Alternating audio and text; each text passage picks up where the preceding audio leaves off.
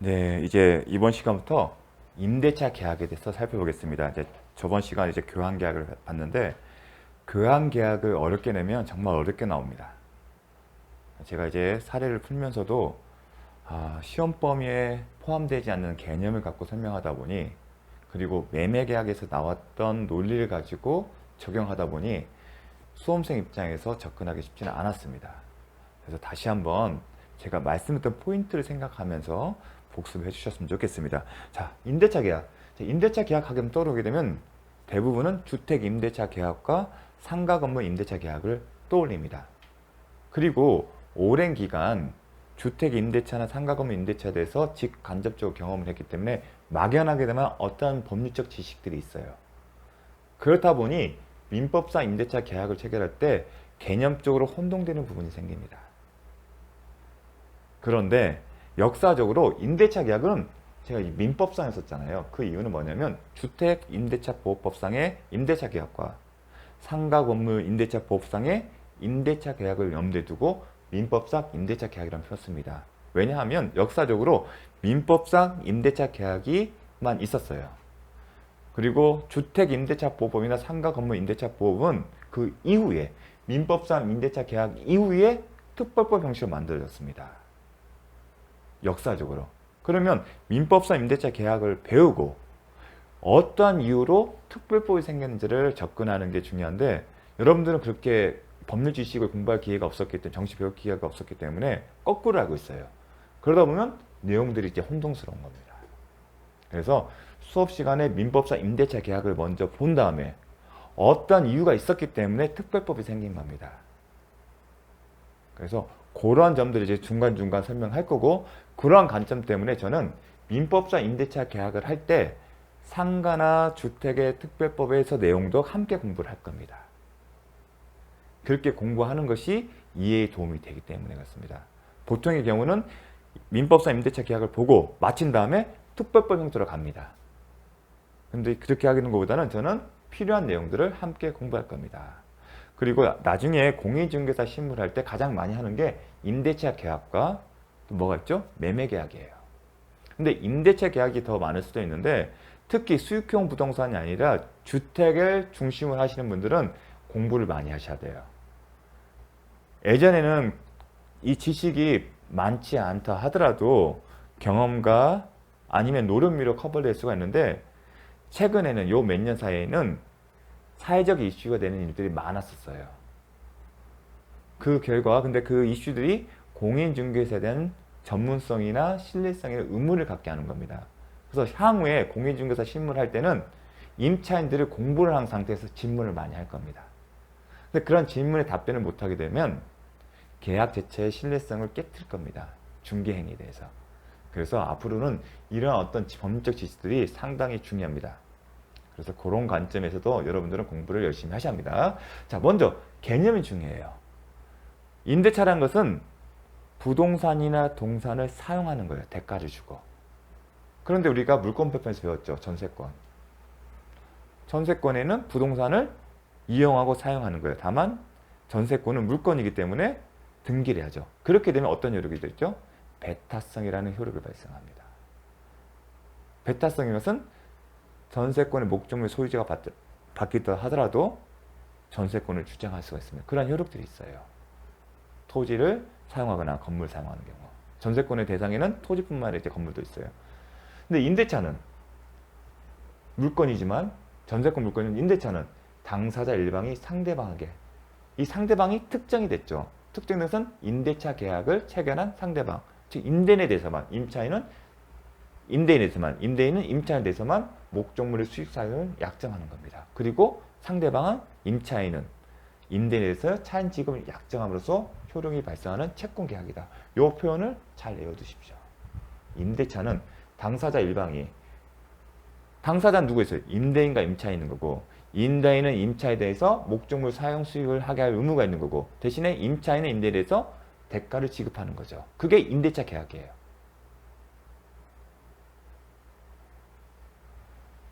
그런데 이제 채권 계약입니다.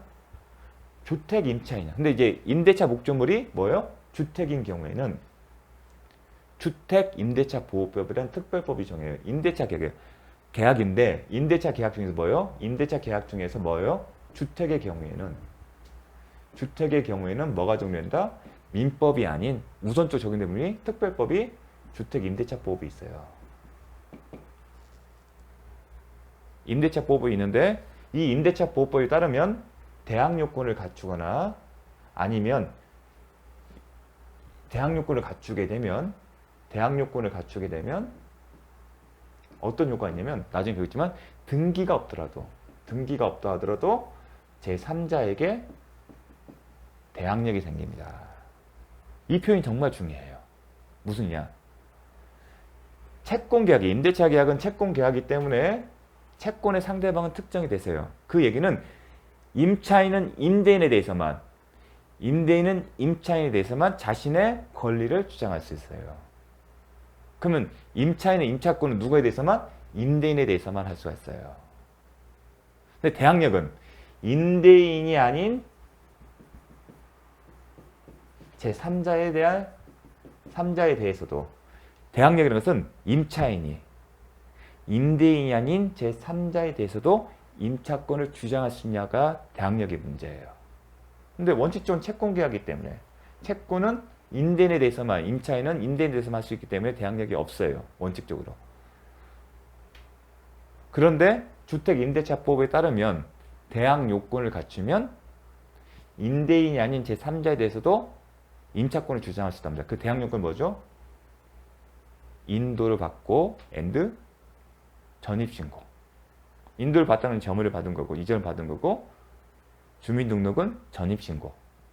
그러한 경우에는 대항력이 있다. 즉 임대인이 아닌 제3자에 대해서 그 경우 대부분 어떤 경우다? 소유자가 바뀌는 경우. 그런 겁니다.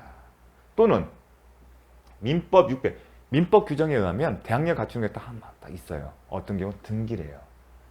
임대차 등기를 하게 되면 채권계약 대항력이 생깁니다.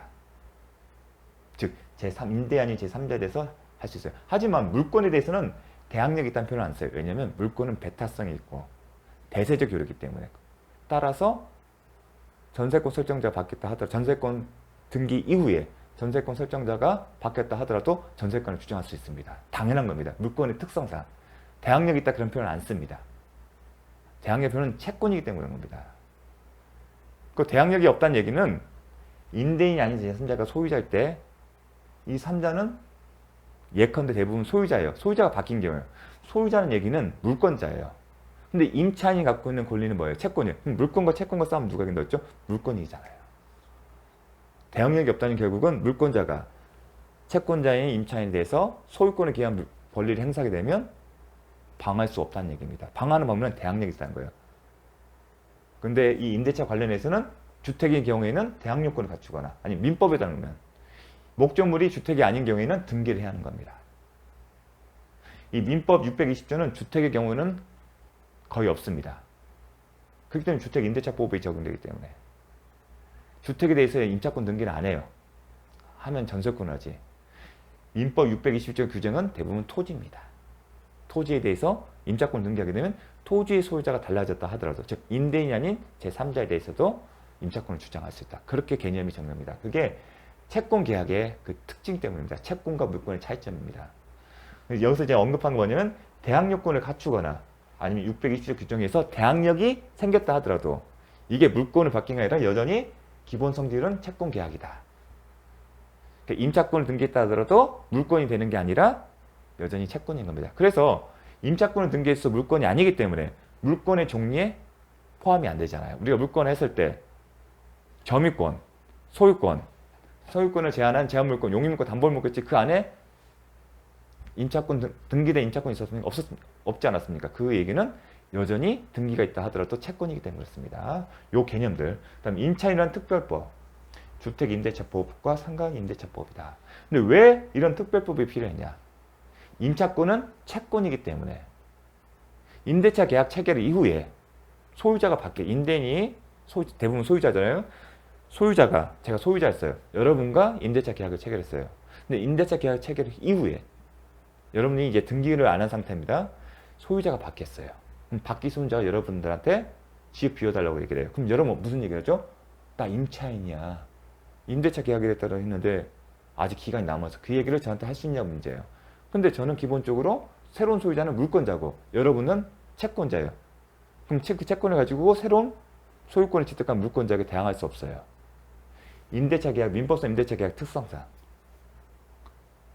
그렇게 되면 임차인이 쫓겨나요. 또 제가 여러분과 임대차 보증을 받고 계약을 체결했어요. 임대차 계약을. 근데 제가 대출을 받았어요. 저당권 설정해 줬어요. 근데 여러분이 저한테 계약이 끝나면 임대차 보증금 반환 청구권 있죠. 그게 채권이니까 물권이니까 채권이잖아요. 근데 여러분이 임대차 계약 체결 위해 저당권 설정됐어요. 그럼 저당권자 싸웠을 때 여러분은 일반 채권자 비교밖에 안 돼요. 즉 저당권자가 우선 배당을 받아요. 그럼 임대차 보증금을 우선적으로 변제받을 위험이 없기 때문에 나중에 경우에 따라서는 보증금 못 돌려받을 수도 있습니다. 그러다 보면 임차인이 지위가 불안할까요? 안정될까요? 불안하잖아요. 그런 문제 때문에 특별법을 만들어준 겁니다. 상가건물 임대차법도 그런 이제 쟁점을 출발했는데 주택임대차법에서는 대항력권과 우선변제 효력이라는 쟁점이 이슈가 되지만 상가임대차도 다른 이슈가 있는 거죠. 그런 어떤 이유가 있었는데 근데 다 출발점은 그런 채권의 성격 때문에 임대인이 그 목적물의 임대차 계약 체결을 제3자에게 매각했을 때 그 임차인이 보호를 받지 못한다는 문제점에서 출발한 겁니다. 결국은 민법상 임대차는 채권이라는 것 때문에 물론 민법상 임대차 계약이 하더라도 등기를 하게 되면 대항력이 생겨 보호를 받을 수 있어요.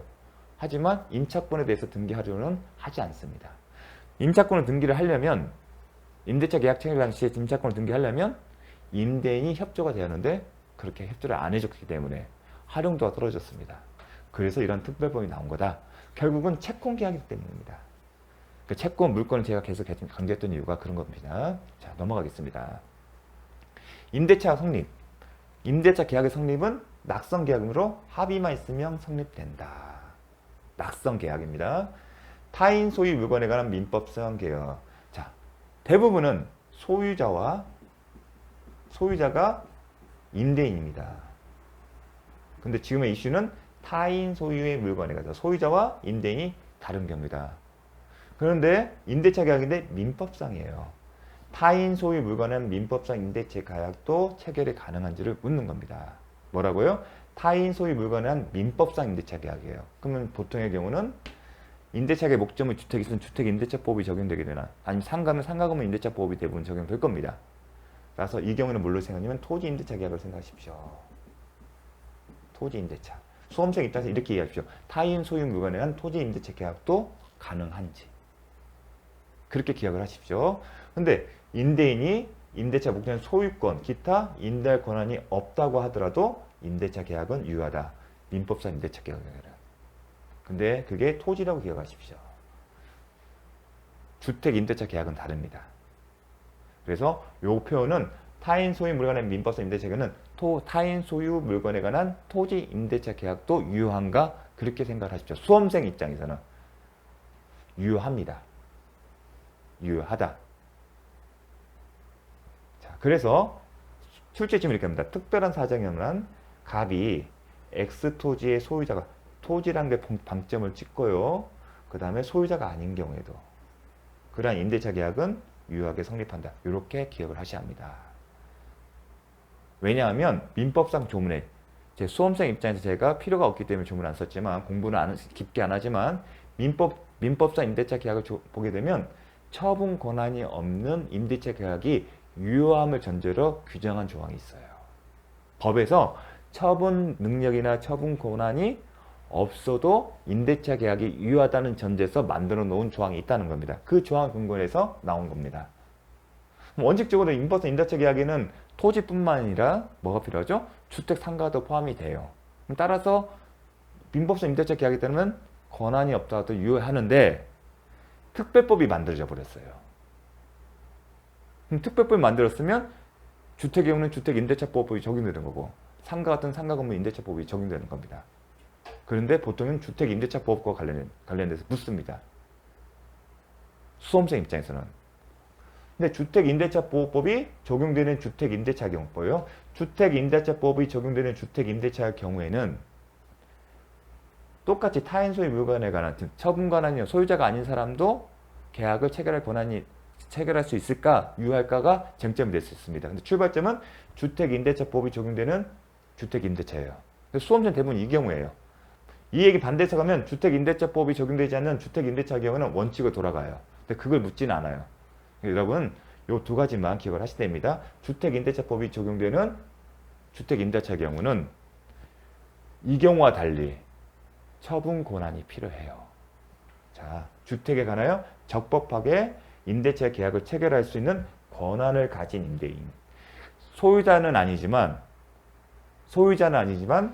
적법하게 임대차 계약을 체결할 수 있는 권한을 가진 임대인이 임대차 계약을 체결해야만이 된다.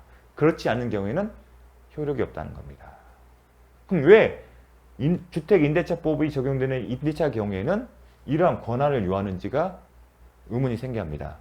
그 이유는 주택임대차법을 정하면 일정한 대항 요건을 갖추면 대항력이 생기고 대항 요건에 확정 일자가 생기면 우선 변제 효력이 있어요. 자, 대항 요건이면 대항력이 생기고요. 그 다음에 우선 변제적 효력이 있어요. 우선 변제적 효력. 우선 변제. 근데 지금 임대차법에 나오는 임대차 계약에 나오는 것 권리들은 다 채권이에요. 자, 기억하는 채권이죠. 그런데 주택임대차법이 적용되는 임대차 경우에는 일정한 대항요건을 갖추면 대항력이 생기고 확정일자를 갖추면 대항요건뿐만 아니라 확정일자를 갖추면 우선 변제적 효력이 있어요. 특히 우선 변제 효력은 뭐죠? 후순위 권리자는 일반 채권자보다 배당금에서 우선해서 변제받을 권리예요. 이 개념이 어디서 나오죠? 저당권이잖아요. 그럼 이 저당권 뭐죠? 물권이잖아요. 물권의 경우는 처분이기 때문에 처분 권한이 필요한 거잖아요. 그렇죠? 근데 채권에 불과한 이 주택임대차 계약상의 권리는 임차인의 권리는 채권에 불과하지만 주택임대차법이 적용되면 물권과 같은 효력이 인정되잖아요. 대항력도 물권과 같지만 물권과 동일한 효력이잖아요. 대항할 수 있기 때문에. 주택임대차법에 일정한 요건을 갖추면 물권에 가까운 효력들이 인정되잖아요. 그래서 처분 권한이 필요한 거예요. 채권이지만. 근데 민법상 임대차 계약에서는 그렇지 않잖아요. 임대차 계약에 등기를 해야만이 대항력권이겠지 기타 뭐 우선 변제 효력이나 그런 것들이 없어요. 물권과 유사하면. 그렇기 때문에 권한이 없어도 돼요. 근데 주택임대차법이 적용되는 주택임대차 경우에는 일정한 요건을 갖추면 이런 물권과 유사한 효력이 발생하기 때문에 처분 권한이 필요한 겁니다. 그래서. 그럼 적법하게 체결할 수 있는 권한이 있는 게 뭘까? 그럼 마치 소유자로부터 허락을 받아내는 그런 개념일 거예요. 근데 그 허락의 정도가 심도 있게 있는 게 아니라 이런 겁니다. 매도인과 매수인이 계약을 했어요. 신축 빌라 같은 경우. 근데 임차인이 들어오면서 매매를 하고 싶은 거예요. 그러니까 매수인이 자기 돈을 전부 하고 싶은 게 아니라 임차인을 끼고 하고 싶은 거예요. 즉 매수인이 잔금을 매매대금을 임차인을 섭외해서 한 거예요. 그럼 그 경우에는 소유권이 매수인 앞으로 오기 전에 매수인이 임대인이 돼서 임대차 계약을 체결하는 겁니다. 즉 매수인이 임대인인데 그 당시엔 소유자가 아니에요.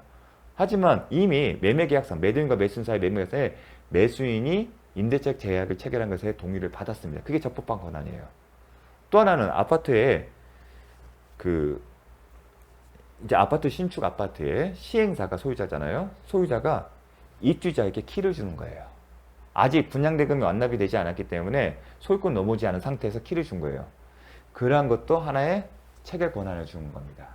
근데 권한인 자체가 이렇게 좁지 않고 넓게 해석합니다.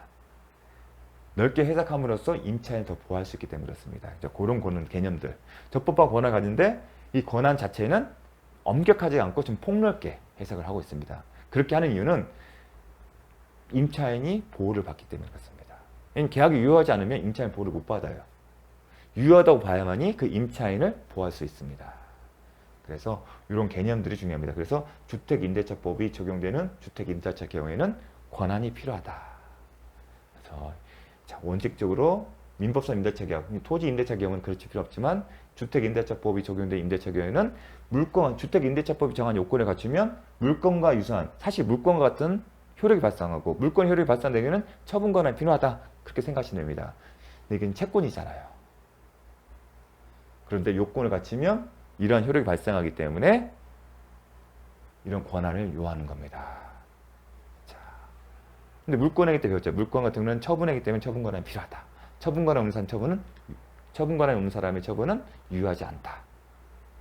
자, 임대인에게 효과. 임대차 계약이 생기면 임대인에게 목적물의 상태가 사용 수익에 적합하지 않으면 이를 수선해야 할 적극적인 의무가 있다.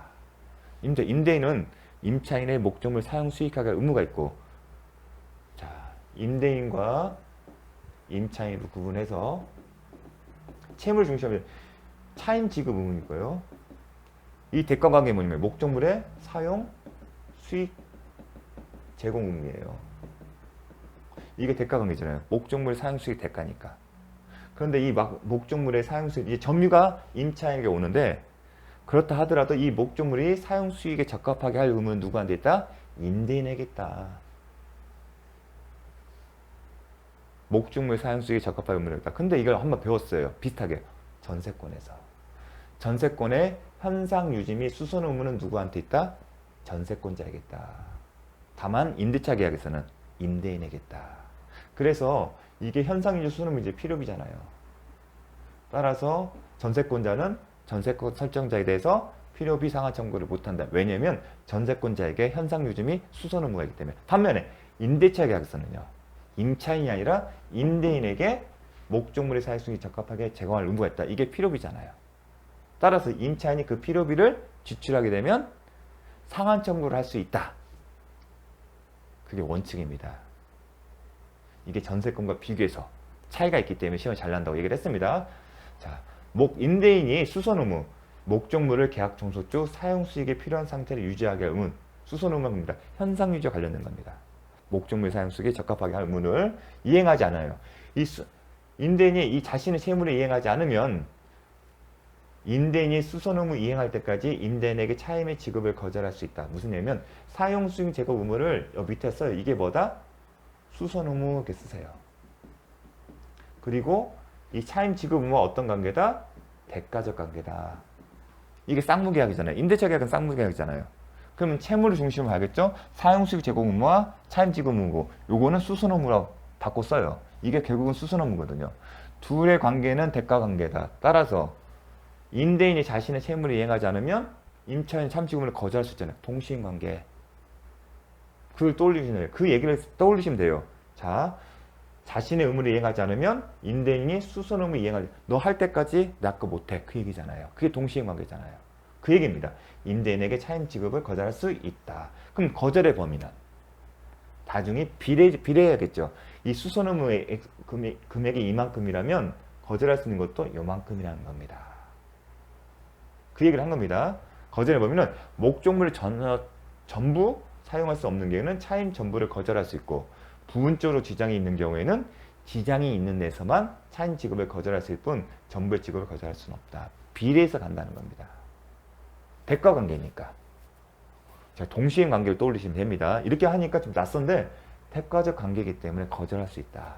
이 수선 의무와 차임 지급은 대가적 관계이기 때문에. 그게 임대차 계약이잖아요. 그걸 떠올리시면 됩니다. 다음, 임차인의 차임 지급 의무. 잠시 쉬었다가 보도록 하겠습니다.